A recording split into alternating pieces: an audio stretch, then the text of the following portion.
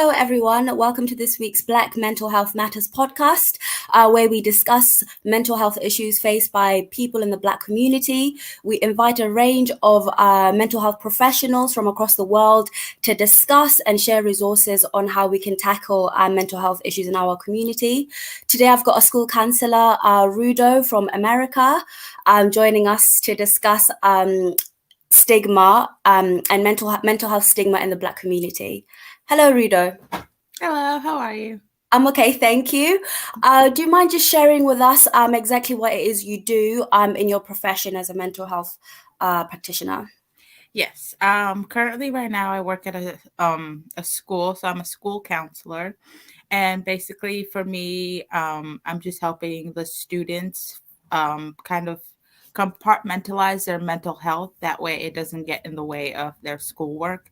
Because most of them do are like failing their classes, being absent at school. So it's kind of like getting them to conceptualize what's going on because most of them are going through like their parents are they have like substance abuse or they're facing abuse themselves or bullying in school. So getting them to really talk about it really is just like my step. It's kind of giving them a safe space to actually talk about the issues that they're going through. No, that sounds like really important work that you're doing as well, because these issues, like you've said, can severely affect, the education. So yeah, thank you so much for taking the time to join us today. Do you mind just sharing with us, what a typical day would be like for you when supporting these students? Oh, yeah. So I work closely with the guidance counselor. So the guidance counselor, if they have a kid, they'll send them down to me. We'll have our first initial like meeting, like, hey, I'm Rudo. I'll be here like every day. If you need me, this is my office. And then we'll set up an initial like intake to just assess what's going on with them. And I do work closely with the parents as well because they obviously have to give me permission to work with the kids because these kids are from 10 to 12. So then I talk to the parents, see what's going on, and then I sit down with the kid and kind of just get like a baseline of where they're at and then what their initial goal is. And sometimes it is hard to get the kids to even talk because they're just like, I don't want to talk to you. Like, I'm having a tough time already. Now I got to talk to you. So it's kind of just like also working on having that rapport with them because to me I'm just another adult to them. I'm someone who's going to like rat them out if they're doing something that they feel is like detrimental to them. So creating that rapport is also what I have to work on with the kids like on a day-to-day basis.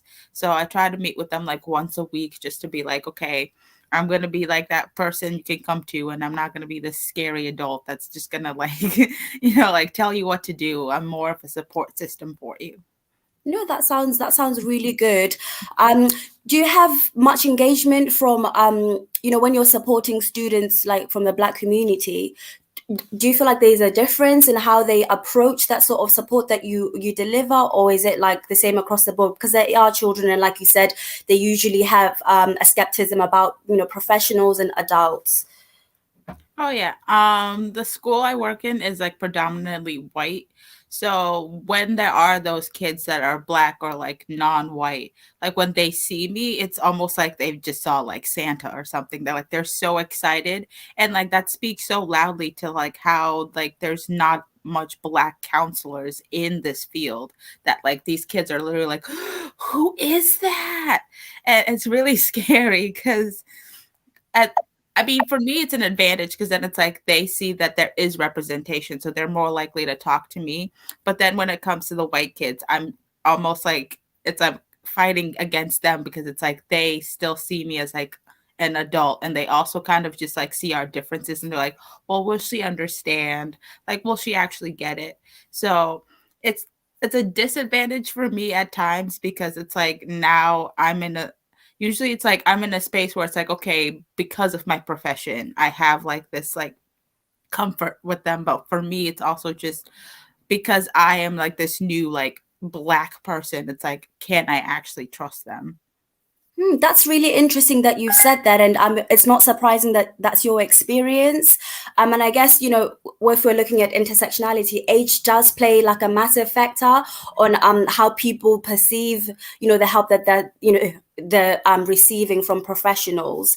Mhm. But yeah, so you've touched on it briefly, I think, about stigma, because that's what we're going to be talking about today, specifically in the Black community. What do you think? Do you think there's a massive stigma in the Black community in relation to Black mental health? As far as you're aware. Oh yeah, definitely. Like even my sister, when I tell her like about my job, she's always just like, "Oh, so you just get paid to talk to people?" And I'm like, "No, not." I mean, talking, yes, is one of like the things we have to do, but like it's like I'm literally trying to assess this person and like see what is their like actual issue and work on interventions to help them with that. So it's like within the Black community, it's more the stigma is like one, they don't want to talk, and two, it's just like what's the whole point of even talking to someone? Like, will this person get me? Like, what is like the actual outcome of this? Like, going to therapy is not going to solve my problems. I have enough problems. Why do I need to like go to therapy to talk about them? So yeah. I guess, yeah, that's a really big thing culturally, where I think a lot of Black people they already experience so much adversity in the environment and communities that if you're experiencing a mental health issue, it's really easy to brush it aside and put it to the side as it's just another thing that I have to go through. It's just another thing that affects me. And I think there's perhaps a lack of knowledge on symptoms and how when it gets to a certain point you actually do need professional help. What do you think informs on this culture of being strong and kind of like going through it and just hoping for things to get better? I think it does have to do with just like the history of Black people within the world. It's like we went from slavery to like colonization, and those literally taught us just, oh, you just have to deal with it. Like you just have to sit here and take this injustice and deal with it. You can't say anything about it because we as the discriminators or like the prejudiced people are the ones that are right and we know what's going on. You're just like we're treated like second class, so it's like you're the second class citizen, so don't say anything. So then it's like we approach everything like, okay, I don't need to say anything, I don't need to, because it's like I'm supposed to go through the suffrage because that's all Black people ever do is go through suffering. So I'm going to take the suffering that I'm feeling inside and just hold it in. Yeah. And I guess as well, like across the world, like you've said, like, things like the the strong Black woman trope sort of thing, it discourages people from seeking support because nobody's expecting a Black woman who's supposed to be strong and capable to admit that they're struggling in that way. And I guess that's a barrier for a lot of people in actually, making that initial step to ask for help because they think it's normal, don't they? Yeah. Like I literally have like internal dialogues with myself about the strong Black woman, because it's like sometimes I'm just like, yeah, I am this strong Black woman. I can do whatever. I'm like, I can handle whatever. But then it's just like sometimes I sit there, I'm like, I'm tired of being the strong Black woman. I just want someone to ask me how I'm doing and just like actually like sit down and like talk to me and like see what's going on with me instead of just being like, oh, you got this. You're a strong Black woman. You're like, no, I'm struggling. I'm struggling too. Exactly. No, I definitely get that. And I think people don't realize just how toxic it is to have this mentality and this approach. And I guess when you do share it with your community that you're struggling, you also receive that backlash of, are you really wanting to seek support for this thing that we're all experiencing? Who do you think you are that you Mm-hmm. need to reach out and ask for professional help? Do you think that's a fair assessment of, how things may be within our own community? Oh yeah, definitely. I feel like with Black women, we always get the like stereotype of just being like we're overreactive, or like we are too sensitive, we're too aggressive. And it's kind of just like our aggression comes from being silenced for so long that it just kind of feels frustrating at this point. So it's like, yeah, we've come off aggressive because sometimes we just want to get our point across because we're just so silenced. And it's very hard when you're getting back, like the feedback you're getting is you're aggressive, you're oversensitive, you're too much. And it's just like, okay, then I guess I'll be silent again. Yeah, and then you just suppress, Mm-hmm. and it doesn't get any better. And I think the prevalence rates, across the board, they do show that, Black people, they're more likely to experience these, mental ill health. But then it doesn't reflect or, the people actually accessing support. And I think that's really worrying as well. Mm-hmm. What do you, go on. Oh no, you can go on. I was gonna ask about I think there's another massive aspect as well, like with there's culture and then there's also religion, where like if there is an acknowledgement that somebody is struggling, people would rather go for to see their pastor, to get a blessing or to speak about their issues rather than seek professional mental health support. What do you think about that?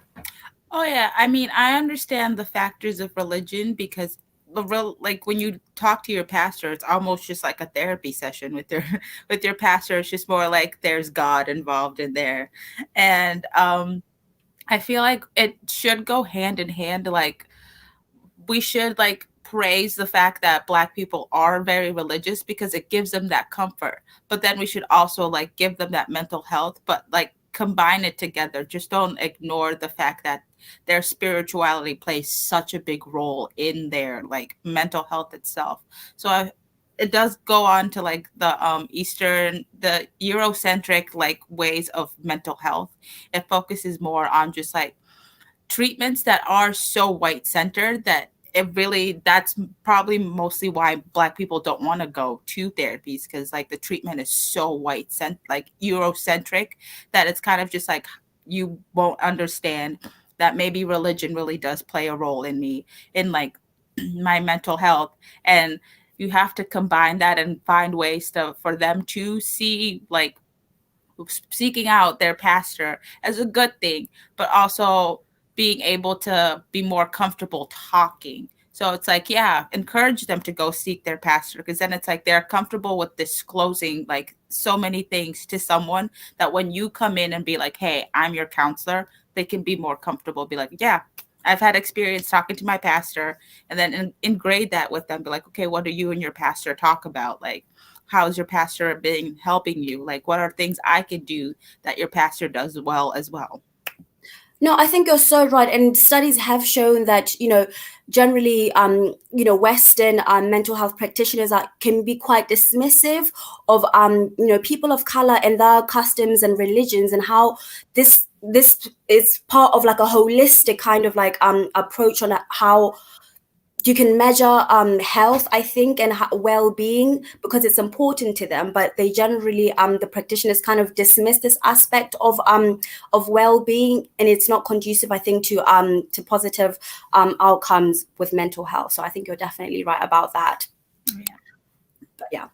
So you've already said that, having that connection between the faith groups or religions and mental health practitioners can be really useful, because, it is like starting that conversation and opening it up. But it's also the acknowledgement that you do need that professional support, because like you said, when your family member said, do you just talk to these people? Is that all you do? And it's a lack of understanding that actually these are, evidence-based interventions that have been shown, to help people. But yeah, I agree with that. Yeah, okay, no, that's cool. And you have, I think we've touched on as well about the actual discrimination and racism that people experience. And when you go to the professionals, they're not understanding of this. I was thinking about some barriers, just some surface level barriers, like maybe people who are likely to experience mental health, like people like immigrants as well, when they're coming to this country and maybe English is not their first language. I think there might be a disconnect with the practitioners if these considerations are also not taken into place. Mm-hmm. And it's just another barrier for people of color or Black people to refuse to engage with that support, because they feel like it's not a space built for them. I think you've said that as well. Oh yeah. Yeah. Oh yeah, definitely. That's another thing, Because I feel like multiculturalism, which is kind of like intersectionalism, really started being taught in schools like in the early 2000s. So it's like when you see the profession, like the professionals that actually have their license and all that stuff, when they got their degree, they weren't really taught multiculturalism.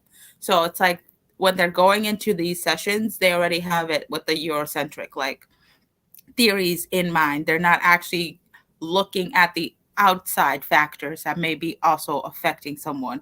So it's like, oh, you have depression. Okay, let me go through the DSM and just see if you're you're hitting all these, instead of being like, okay, what else are you experiencing?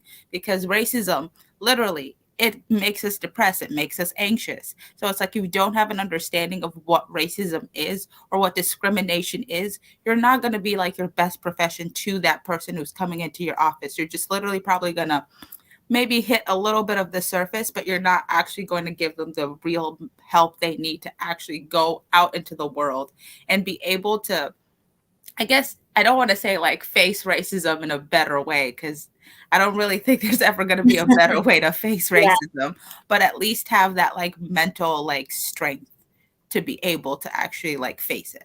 Yeah. So I guess more training is needed for, for these professionals to actually have an understanding of the different people that they're supporting, because it's not useful. It's not useful to just read, the DCM and, come up with these diagnoses that are not fully aware of how we're experiencing our day-to-day lives. Mm-hmm. But yeah, I couldn't agree more as well. I think also, well, they were just talking like, once people are actually receiving support as well, they're more likely to kind of like receive I don't want to say like harsher treatments or harsher outcomes. Would you say that that's a fair assessment to make? Oh yeah, I definitely think so, because it's kind of just like the lack of understanding. So it's like you're kind of like throwing the whole book at this person, because it's like you don't have the actual like whereabout of like, oh, there's probably more to it than just, oh, this person is being is sad. So let's just do the depression monologue to make sure that they're okay. Or what I'm actually like experiencing now is like with trauma.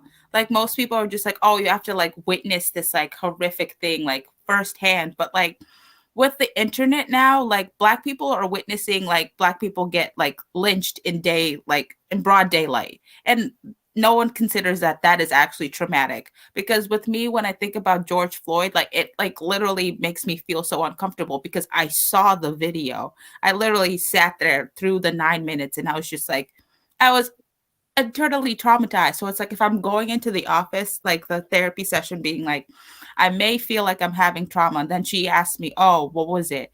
She's probably going to be like, oh, that was just a video, you didn't actually experience it, like you weren't there. But it's like, I'm experiencing someone who looks like me getting treated so like poorly, treated like they don't even matter. And now I have to go into like this world with people that look like the person who did that to them and be comfortable with them.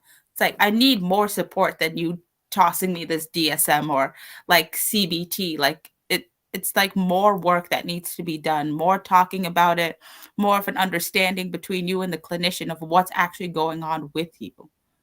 Yeah, no, I couldn't agree more, because like with things like that, with with George Floyd and a lot of other incidents that have happened, any normal person, when they see that stuff, it will upset them, I think, because it's not a nice thing.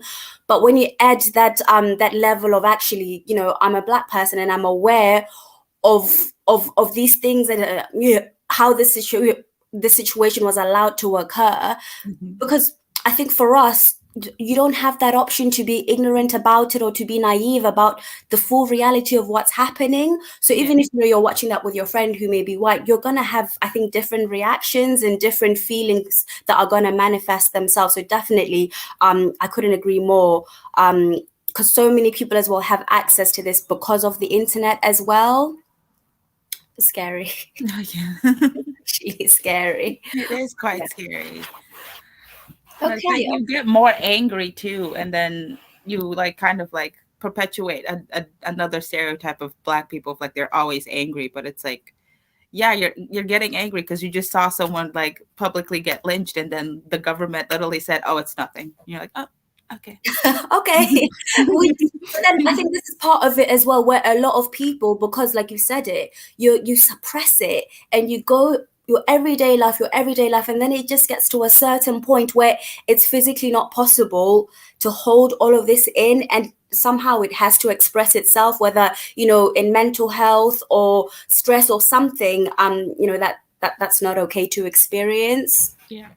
But yeah, oh gosh, yeah, just talking about it as well. No. But yeah, I was also looking that, like, it was saying that black I was African and Caribbean people that are more likely to be diagnosed and admitted to hospital, like for schizophrenia as well. Which I think what this was trying to say is, when black people go and they share their mental health issues, it's almost as if society is not prepared for this issues, and they kind of like have to err on the side of caution, and maybe kind of like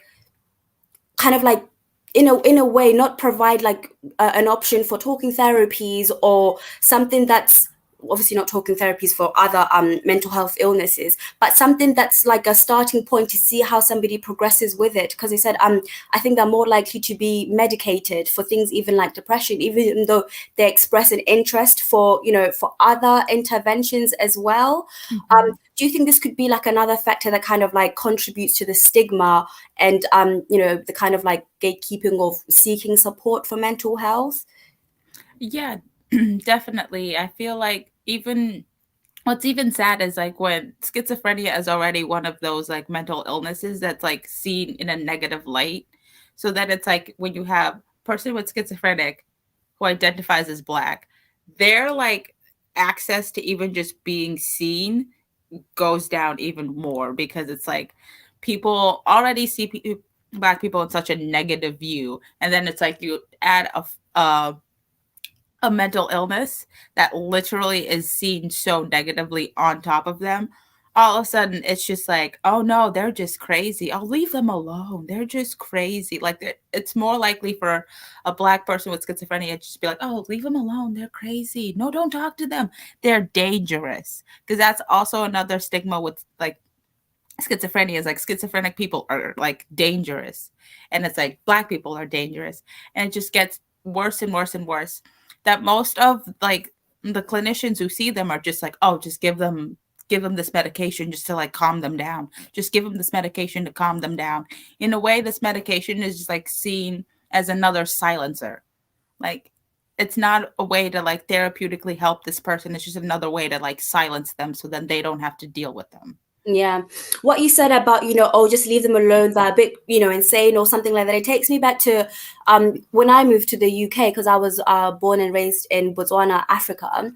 I remember when I came here, I was like, oh, there's so many people with mental health issues in this country. We don't have that where I come from. And I realized later, after I was studying psychology, that actually it's because when things like that happen back home, people are hidden from society.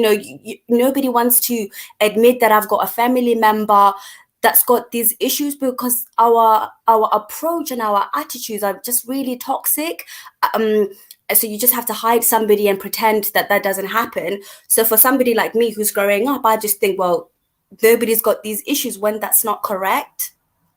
Yeah, and I also think because mental health is not talked about in the Black community a lot, it is really hard to see that someone does have a mental illness. Like schizophrenia is just like someone just being crazy or being too aggressive. Depression is just someone being too lazy. Anxiety is just someone being like, I guess, like annoying because they're just like Difficult. all over the place. And you're just like, oh my gosh, like sit down with this person, like have a conversation, like actually ask them what's going on, don't just like write them off.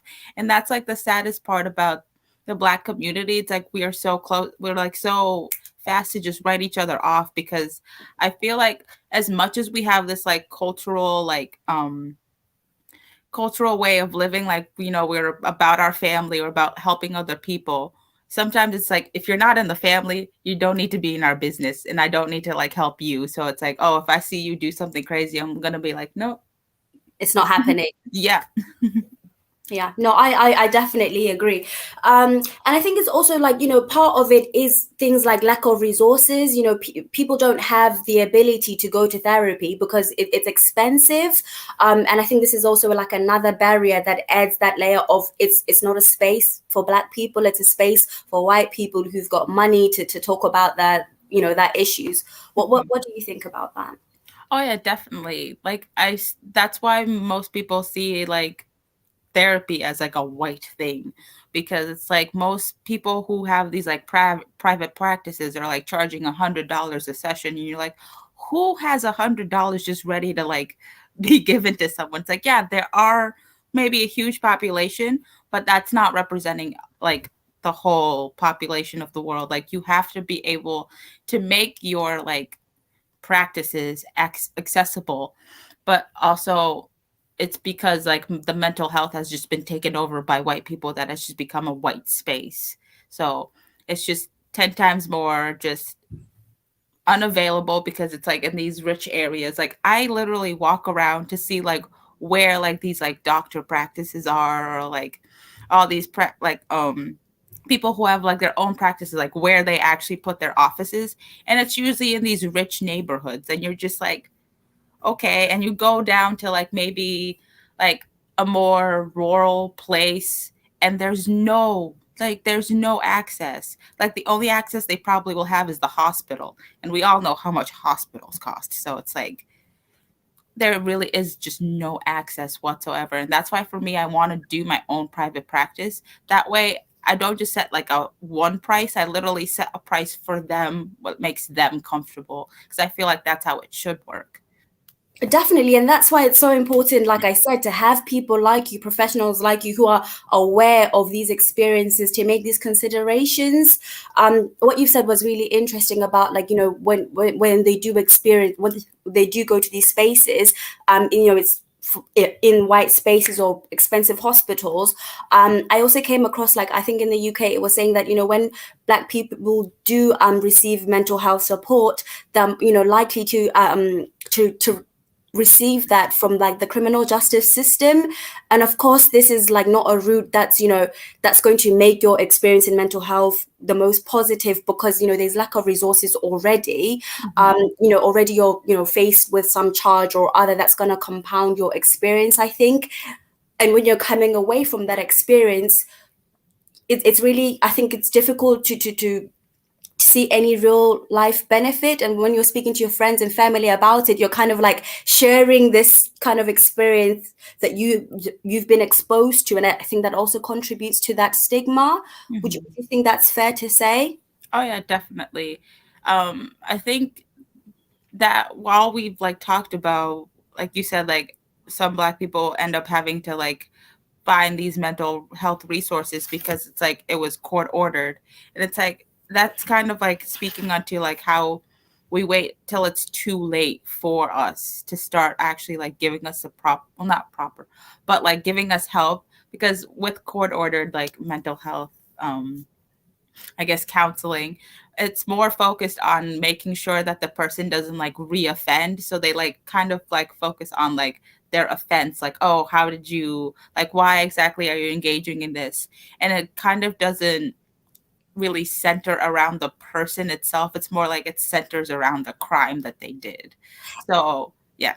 No, I couldn't agree more. And I think more often than not, it acts like as a tick box exercise. Like I work as a recovery coordinator, like supporting people with substance misuse issues.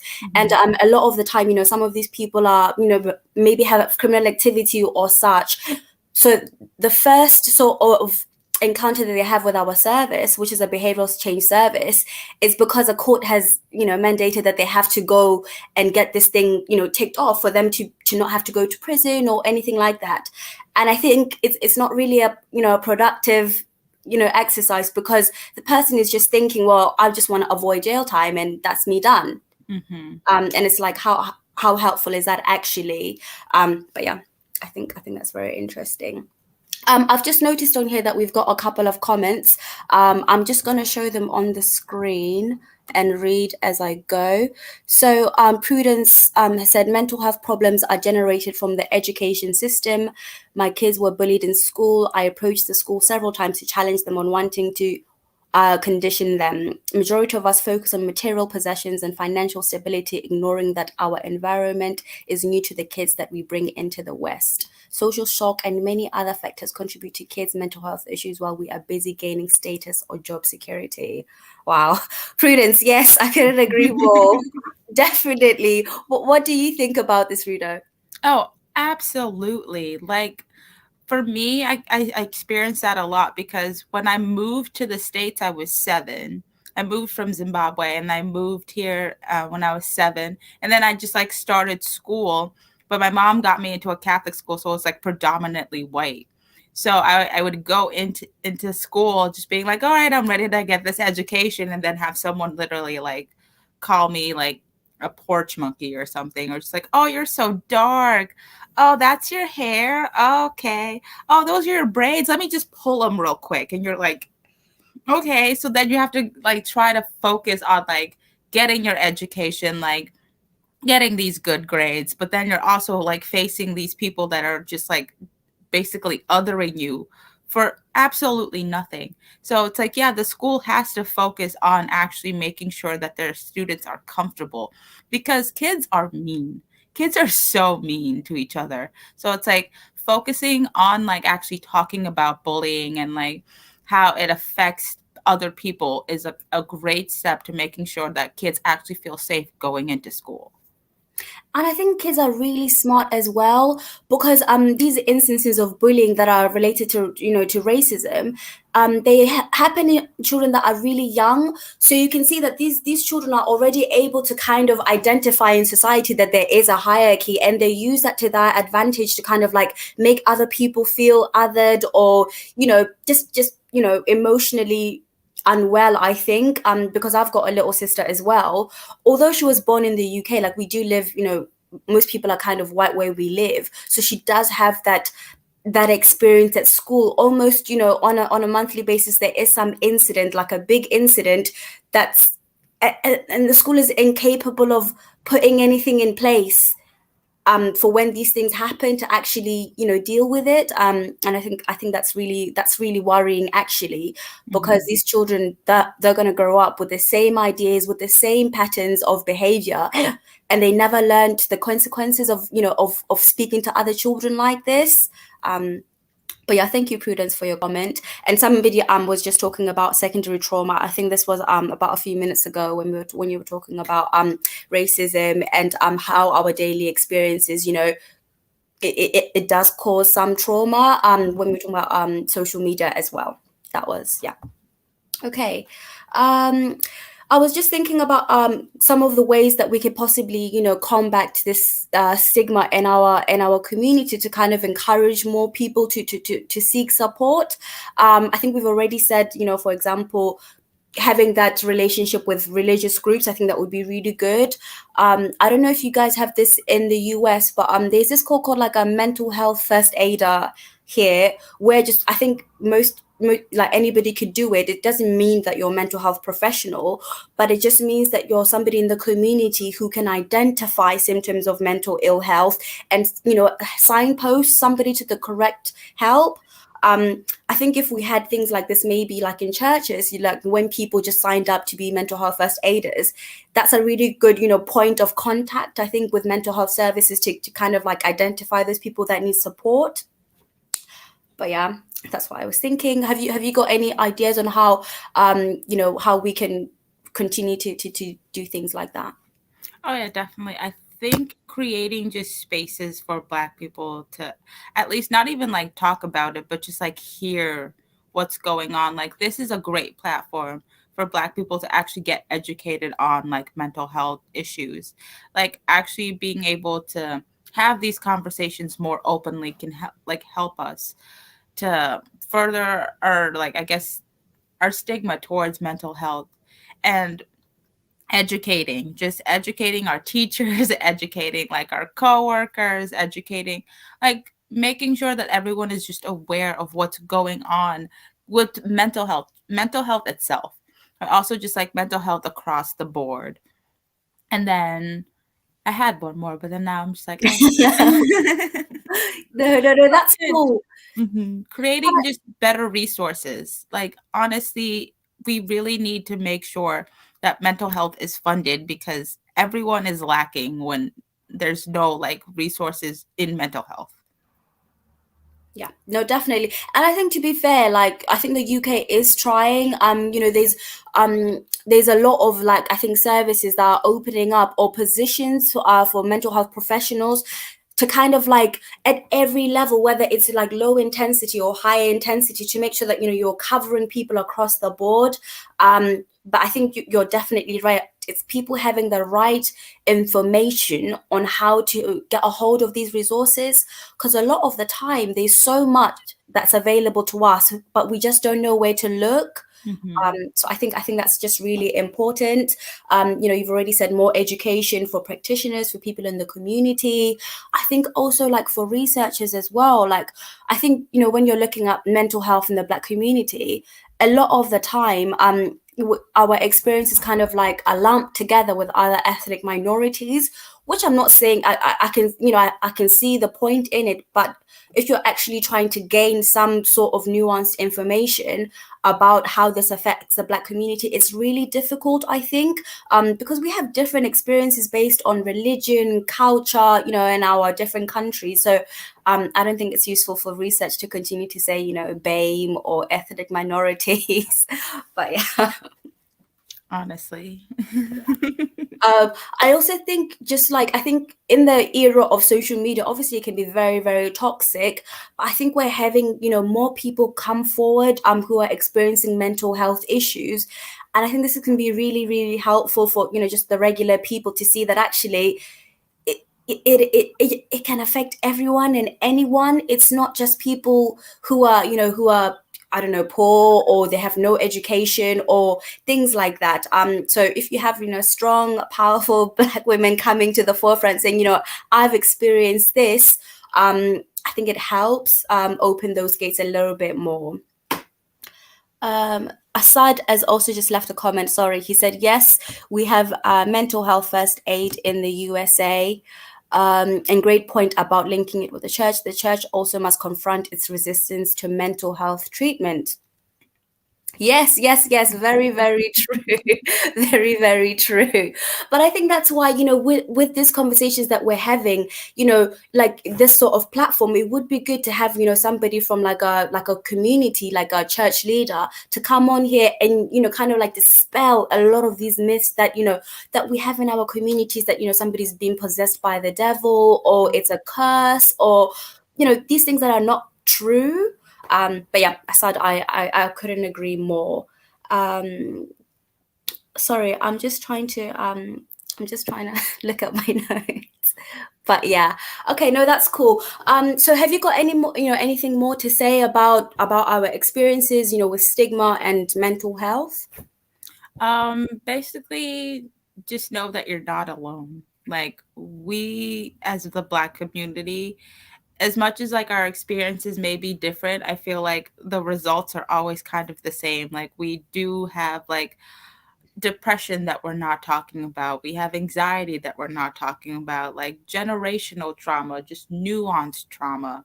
We have people with schizophrenia that are not even like being looked at, people with bipolar disorder that are not even being looked at.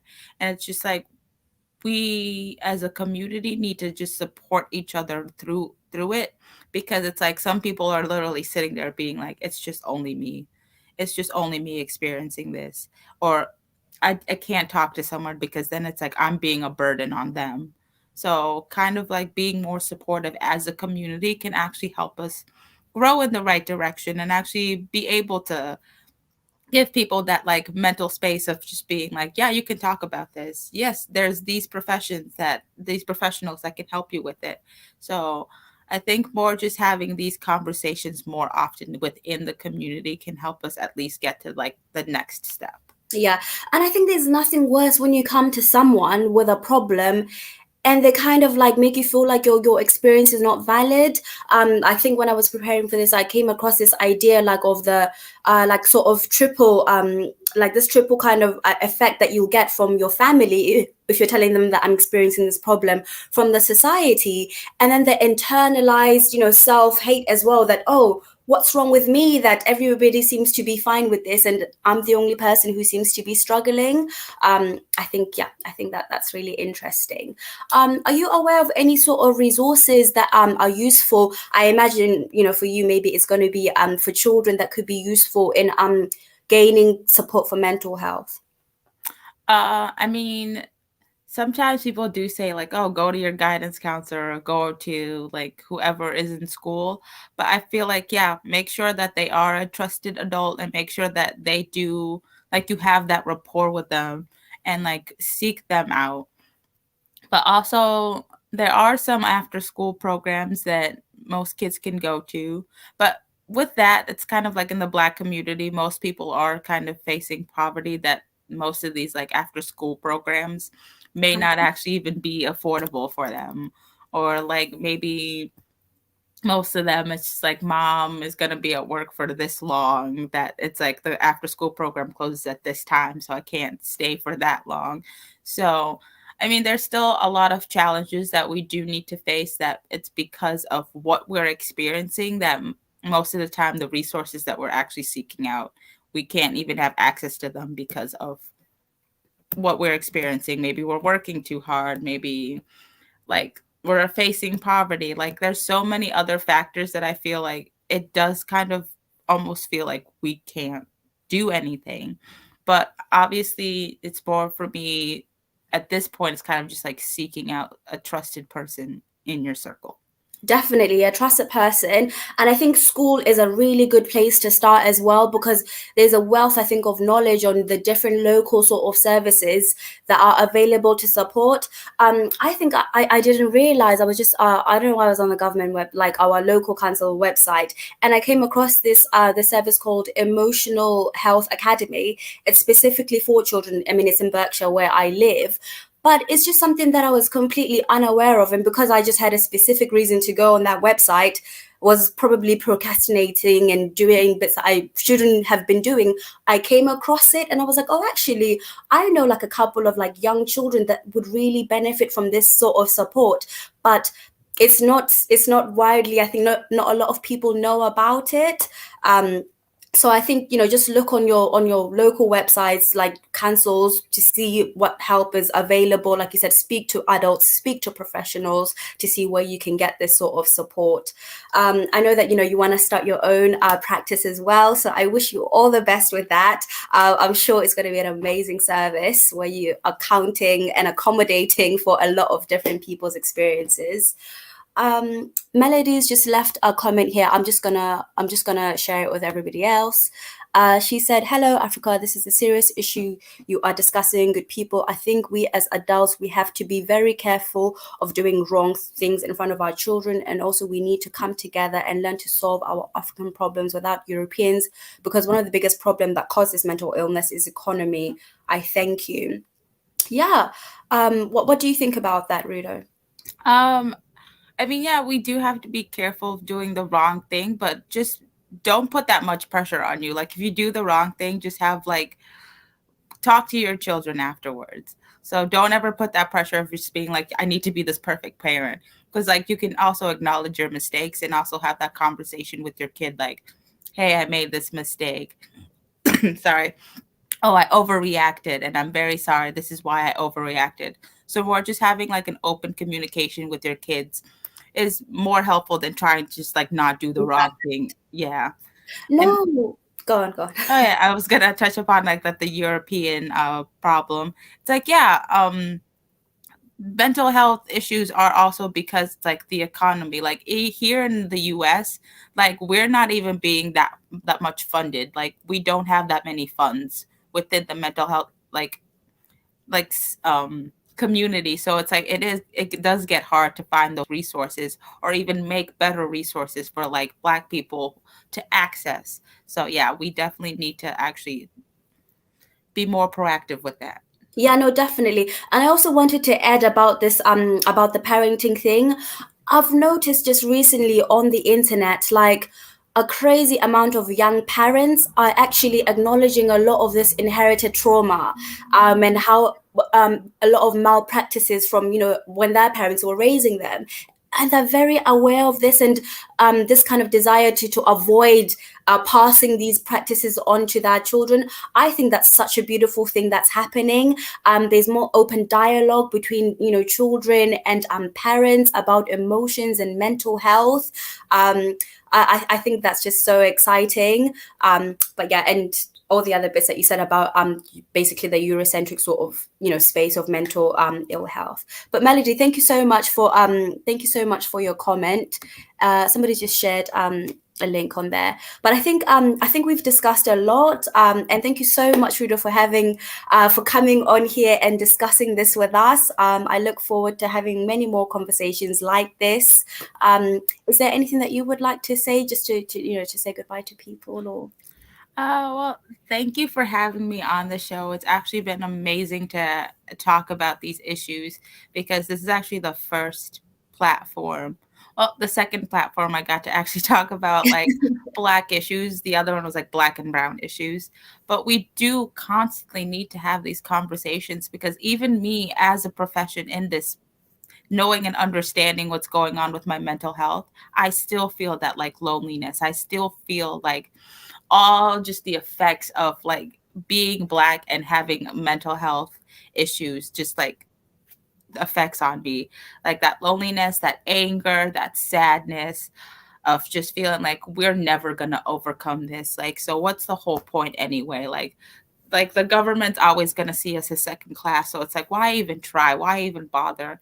So it's good to have this space where we can at least come together and just give each other that support, like, hey, like as long as we stick together, I'm pretty sure we can be able to get ourselves the mental health resources to actually be able to make these people see us in a good light. If we create the spaces for us to even just feel good ourselves, the world is going to see those positive, like positive attributes that we have, because we have so many great positive attributes. Like our strong Black mentality sometimes actually is good for us because it like pushes us to keep fighting, because all we've ever done is fight, but we at least have that mentality just to keep going. Yeah. And we're getting more educated, we're becoming wealthier. And I think, there's that show that as we get up, we experience more of these issues because we're kind of taking space in these environments that have not thought about us, that there's no blueprint on how to kind of hold ourselves in these spaces. But yeah, I think you're definitely you're right about that. And like I said, thank you so much. This has been a lovely conversation, and thank you for everybody who's taken the time to interact with us in the comment section as well. But yeah, please catch us again next week Saturday at the same time, where we'll be discussing more issues affecting the Black community. Thank you, Rudo. Thank you. Okay, bye-bye.